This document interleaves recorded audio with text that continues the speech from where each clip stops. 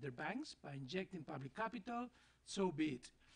Since our previous report, financial stability risks have increased substantially, reversing some of the progress that had been made over the previous 3 years.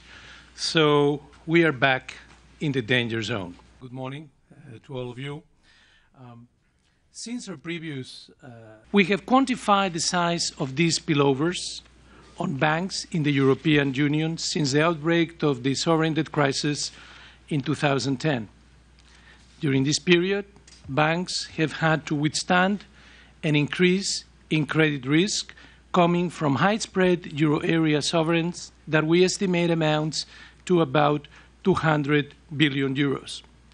And if we include exposures to banks in high-spread euro area countries, the total estimated spillover increases to 300 billion euros. The path to sustained recovery has considerably narrowed. China plays a very important role in the world economy, and I think that one of the key contributions that China can make, and there are a number of contributions that we could discuss, but one very important one is together with the advanced economies contribute to the global rebalancing.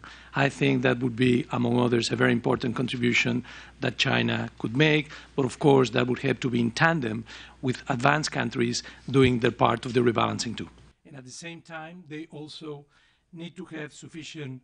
At this time, where sovereign risk is very important, what we have is a two-handed approach. First, you have to deal with the source of sovereign risk at its heart. And that means pursuing credible medium-term fiscal consolidation policies that will reduce the source of sovereign risk. And that would do a lot to relieve the pressure on banks. That's absolutely essential.